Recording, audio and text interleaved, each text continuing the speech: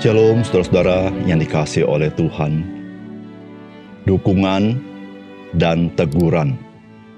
Dua hal ini adalah yang sangat dibutuhkan dalam kehidupan kita.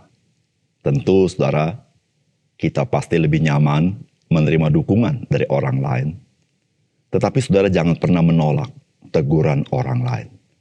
Saudara, orang yang bijaksana adalah orang yang bisa menerima baik dukungan atau teguran dengan cara yang konstruktif.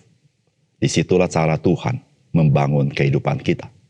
Salam jumpa dalam program Tuhan adalah Gembalaku.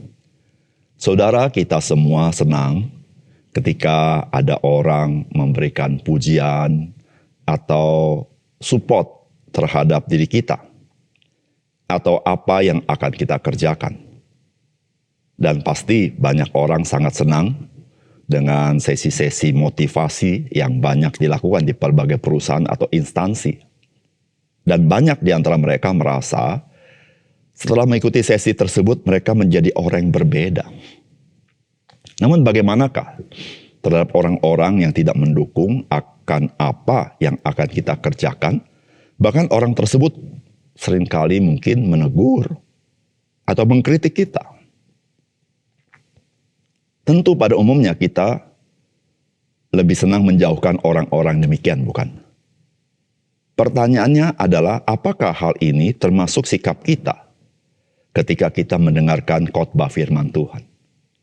Sekarang mari kita membaca 1 Raja-Raja pasal 22 ayat 1 sampai 28. 3 tahun lamanya orang tinggal aman dengan tidak ada perang antara Aram dan Israel. Pada tahun yang ketiga pergilah Yosafat Raja Yehuda kepada Raja Israel. Berkatalah Raja Israel kepada pegawai-pegawainya, "Tahukah kamu bahwa Ramot Gilead sebenarnya milik kita? Tetapi kita tinggal diam saja dan tidak merebutnya dari tangan Raja negeri Aram." Lalu katanya kepada Yosafat, "Maukah engkau pergi bersama-sama aku untuk memerangi Ramot Gilead?" Jawab Yosafat kepada Raja Israel, "Kita sama-sama, aku dan engkau, rakyatku, rakyatmu, kudaku dan kudamu." Tetapi Yosafat berkata kepada Raja Israel, "Baiklah, tanyakan dulu ke firman Tuhan." Lalu Raja Israel mengumpulkan para nabi, kira-kira 400 orang banyaknya. Kemudian bertanyalah ia kepada mereka, "Apakah aku boleh pergi berperang melawan Ramot Gilead atau aku membatalkannya?" Jawab mereka, "Majulah, Tuhan akan menyerahkannya ke dalam tangan raja." Tetapi Yosafat bertanya, "Tidak adakah lagi di sini seorang nabi Tuhan supaya dengan perantaranya kita dapat meminta petunjuk?" Jawab Raja Israel kepada Yosafat, "Masih ada seorang lagi yang dengan perantaranya dapat diminta petunjuk Tuhan. Tetapi aku membenci dia, sebab tidak pernah ia menubuatkan yang baik tentang aku melainkan malapetaka. Orang itu ialah Mika bin Yimlah." Kata Yosafat, "Janganlah raja berkata demikian." Kemudian Raja Israel memanggil seorang pegawai istana, katanya, "Jemputlah Mika bin Yimlah dengan segera." Sementara Raja Israel dan Yosafat Raja Yehuda duduk masing-masing di atas tahtanya dengan pakaian kebesaran di suatu tempat pengirikan di depan pintu gerbang Samaria, sedang semua nabi itu bernubuat di depan mereka, maka Sedekia bin Kenaana membuat tanduk-tanduk besi, lalu berkata, "Beginilah firman Tuhan, dengan ini engkau akan menanduk Aram sampai engkau menghabiskan mereka." Juga semua nabi itu bernubuat demikian, katanya, "Majulah ke Ramot Gilead dan engkau akan beruntung, Tuhan akan menyerahkannya ke dalam tangan raja." Suruhan yang pergi memanggil Mika itu berkata kepadanya, "Ketahuilah nabi-nabi itu sudah sepakat meramalkan yang baik bagi raja, hendaklah engkau juga berbicara seperti salah seorang daripada mereka yang meramalkan yang baik." Tetapi Mika menjawab, "Demi Tuhan yang hidup, sesungguhnya apa yang akan difirmankan Tuhan kepadaku, itulah yang akan kukatakan." Setelah ia sampai kepada raja, bertanyalah raja kepadanya, "Mika, apakah kami boleh pergi berperang melawan Ramot Gilead atau kami membatalkannya?" Jawabnya kepadanya, "Majulah dan engkau akan beruntung, sebab Tuhan akan menyerahkannya ke dalam tangan raja." Tapi raja berkata kepadanya, "Sampai berapa kali aku menyuruh engkau bersumpah, supaya engkau mengatakan kepadaku tidak lain dari kebenaran demi nama Tuhan?" Lalu jawabnya, "Telah kulihat seluruh Israel tercerai-berai di gunung-gunung seperti domba-domba yang tidak mempunyai gembala. Sebab itu Tuhan berfirman, mereka ini tidak punya Tuhan. Baiklah masing-masing pulang ke rumahnya dengan selamat." Kemudian Raja Israel berkata kepada Yosafat, "Bukankah telah kukatakan kepadamu, Tidak pernah ia menubuatkan yang baik tentang aku, melainkan hanya malapetaka. Kata Mika, sebab itu dengarlah firman Tuhan, aku telah melihat Tuhan sedang duduk di atas tahtanya, dan segenap tentara sorga berdiri dekatnya, di sebelah kanannya, dan di sebelah kirinya. Dan Tuhan berfirman, siapakah yang akan membujuk Ahab untuk maju berperang supaya ia tewas di Ramot Gilead? Maka yang seorang berkata begini, yang lain berkata begitu. Kemudian tampillah suatu roh, lalu berdiri hadapan Tuhan, ia berkata, aku ini akan membujuknya. Tuhan bertanya kepadanya, dengan apa? Jawabnya, aku akan keluar dan menjadi roh dusta dalam mulut semua nabinya. Ia berfirman, biarlah engkau membujuknya dan engkau akan berhasil pula. Keluarlah dan perbuatlah demikian. Karena itu sesungguhnya Tuhan telah menaruh roh dusta ke dalam mulut semua nabimu itu. Sebab Tuhan telah menetapkan untuk menimpakan malapetaka kepadamu. Sesudah itu tampillah Sedekia bin Kenaana. Ditamparnya lah pipi Mika serta berkata, mana boleh roh Tuhan pindah daripadaku untuk berbicara kepadamu. Tetapi Mika menjawab, sesungguhnya engkau akan melihatnya pada hari engkau lari dari satu kamar ke kamar yang lain untuk menyembunyikan diri. Berkatalah Raja Israel, tangkaplah Mika, bawa dia kembali ke Amon, penguasa kota, dan kepada Yoas anak raja. Dan katakan, beginilah titah raja, masukkan orang ini ke dalam penjara, dan beri dia makan roti dan minum air serba sedikit sampai aku pulang dengan selamat. Tetapi jawab Mika, jika benar-benar engkau pulang dengan selamat, tentulah Tuhan tidak berfirman dengan perantaranku. Lalu disambungnya, dengarlah, hai bangsa-bangsa sekalian. Saudara yang dikasihi oleh Tuhan, Raja Ahab adalah raja yang jahat di mata Tuhan. Dan tentu Raja Ahab telah menempatkan dirinya sebagai oposisi kepada Tuhan. Hal ini saudara nyata bagaimana dia tidak memilih nabi untuk berbicara dengan dia, yaitu nabi yang menyampaikan kebenaran firman Tuhan. Karena baginya nabi itu adalah oposisi dia. Artinya dia pun menganggap Tuhan adalah oposisinya. Padahal yang mau ditanya oleh Raja Ahab adalah perkara yang penting dan krusial, yaitu peperangan dengan Aram untuk merebut Ramot Gilead. Saudara, tetap saja sikap hati Raja Ahab hanya mencari apa yang menyenangkan telinganya, bukan kebenaran di dalam mengambil keputusan. Saudara, ini sudah menjadi kebiasaan Raja Ahab. Dan saudara, hal-hal seperti ini kita pun bisa mengalami. Kita rentan memiliki sikap yang seperti ini. Saudara, apakah pesan firman Tuhan bagi kita? Saudara, yang pertama, jangan pernah mengikuti sikap yang suka hanya mencari pengajaran-pengajaran yang hanya untuk menyenangkan telinga kita. Melainkan, turutilah pengajaran Alkitab yang benar. Saudara, firman Tuhan berkata, tetapi Yosafat bertanya, tidak adakah lagi di sini seorang nabi Tuhan supaya dengan perantaranya kita dapat meminta petunjuk? Jawab Raja Israel kepada Yosafat, masih ada seorang lagi yang dengan perantaranya dapat kita minta petunjuk Tuhan. Tetapi aku membenci dia sebab ia tidak pernah menubuatkan yang baik tentang aku. Melainkan malapetaka, orang itu ialah Mika bin Yimla. Kata Yosafat, janganlah raja berkata demikian. Kemudian Raja Israel memanggil seorang pegawai istana, katanya, jemputlah Mika bin Yimla dengan segera.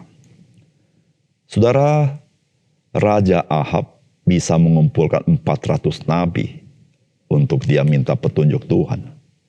Namun 400 nabi ini, saudara, adalah nabi-nabi yang hanya ingin menyenangkan Raja Ahab.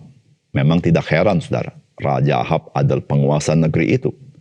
Dan nabi-nabi ini juga ada rasa gentar kepada Ahab, mengingat pada masa lalu Isabel pernah membunuh nabi-nabi Tuhan. Sehingga saudara, mereka menjawab apa yang menjadi kesenangan atau keinginan Raja Ahab, yaitu menyerang Ramot Gilead. Saudara, Raja Yosafat bertanya, tidak adakah nabi lain? Ternyata ada, saudara. Dan nabi itu tidak diundang oleh Ahab, yaitu bernama, nabi itu adalah Mika bin Yimla. Karena dalam pengalaman Raja Ahab, Mika ini tidak pernah berkata baik tentang Raja Ahab. Bukan karena Mikanya sentimen sama Raja Ahab. Namun memang karena dosa-dosa Raja Ahab, maka Tuhan menjadi musuh bagi Raja Ahab. Saudara, Ahab tidak suka dengan Mika karena Mika tidak menyampaikan apa yang dia sukai. Saudara yang kasih dalam Tuhan, hal yang seperti ini bisa terjadi dengan siapapun di muka bumi ini, termasuk kita. Saudara, karena lumrah, saudara, kita lebih senang kalau kita mendengarkan hal-hal yang sesuai dengan pikiran kita atau yang sesuai dengan keinginan kita. Meskipun, saudara, keinginan kita dan pikiran kita itu sebetulnya tidak sesuai dengan kehendak Tuhan. Saudara, zaman ini, yaitu zaman akhir, Alkitab mengatakan banyak orang mencari pengajaran-pengajaran yang menyenangkan telinga mereka. Bahkan mereka mencari guru-guru yang bisa mengajar apa yang menyenangkan telinga mereka. Saudara yang kasih dalam Tuhan, sebagai orang percaya, seharusnya sikap hati kita bukanlah mencari pengajaran yang menyenangkan telinga kita, tetapi kita mencari pengajaran karena kita ingin mengenal kehendak Tuhan. Saudara, mengenal kehendak Tuhan, itulah yang harus menjadi kerinduan kita. Sebab jikalau kita hanya ingin mencari pengajaran yang menyenangkan telinga kita, saudara, kita bisa menjadi orang tersesat dan kita bisa binasa. Oleh karena itu, saudara, sebagai orang percaya, marilah kita merindukan firman Tuhan, kebenarannya. Bukan apa yang kita sukai, bukan apa yang kita senangi, tetapi apa yang Tuhan mau katakan kepada kita sesuai dengan apa yang ditulis di dalam Alkitab. Yang kedua, saudara, terhadap teguran dan peringatan firman Tuhan, maka pertobatan dan ketaatan merupakan sikap yang tepat yang dapat melepaskan kita dari konsekuensi dosa-dosa kita. Saudara, firman Tuhan berkata Raja Israel, tangkaplah Mika, bawa dia kembali kepada Amon, penguasa kota, dan kepada Yoas raja, anak raja. Dan katakan, beginilah titah raja, masukkan orang ini dalam penjara, dan beri dia makan roti dan minum air serba sedikit, sampai aku pulang dengan selamat. Tetapi jawab Mika, jika benar-benar engkau pulang dengan selamat, tentulah Tuhan tidak berfirman dengan perantaranku. Lalu disambungnya, dengarlah, hai bangsa-bangsa sekalian. Saudara, apa yang dilakukan Ahab sejalan dengan bagaimana sikap hidupnya terhadap Tuhan. Saudara, dia bukan sekedar membenci Mika, tapi dia tidak suka dengan berita yang disampaikan oleh Mika, yaitu berita bagaimana Raja Ahab akan binasa. Saudara, Raja Ahab memenjarakan Mika dengan memberikan makan dan minum yang serba sedikit kepada Mika untuk dia begitu menderita. Saudara, preferensi itulah yang sering kita dengar di dalam hidup kita. Siapa yang kita suka, siapa yang kita tidak suka. Kepada orang yang kita suka, kita begitu baik kepadanya. Tetapi kepada orang kita tidak suka, kita bisa melakukan segala sesuatu untuk membuat dia menderita. Saudara, itulah kebiasaan dunia ini yang tidak boleh kita ikuti. Saudara, Raja Ahab, dia sangat menolak teguran dan peringatan Tuhan bagi dia melalui Mika dengan cara menekan kebenaran itu. Saudara, itulah kondisi orang-orang berdosa, yaitu mereka itu bukan sekedar menolak kebenaran, tapi menekan kebenaran itu supaya tidak muncul ke permukaan. Saudara, hidup kita sebagai orang percaya, ketika Tuhan menegur dan memberikan peringatan kepada kita, sesungguhnya Tuhan sedang melindungi kita, sedang mengasihi kita, supaya kita tidak terperosok ke dalam celaka daripada dosa-dosa yang kita perbuat. Oleh karena itu, saudara, kita harus berterima kasih kepada Tuhan jikalau Tuhan menegur kita, memberitahukan kepada kita, memberi peringatan kepada kita, agar kita bertobat dan taat kepada Tuhan. Saudara, marilah kita punya hati yang seperti itu, hati seorang anak Tuhan yang tahu begitu baik Bapa di surga bagi kita, sehingga kita dalam kasih, kita mentaati dan melakukan apa yang Tuhan perintahkan kepada kita. Saudara yang berbahagia adalah orang yang setelah mendengar firman Tuhan dan melakukannya dalam kehidupannya. Mari kita berdoa. Bapa surga, terima kasih untuk kebenaran firman-Mu.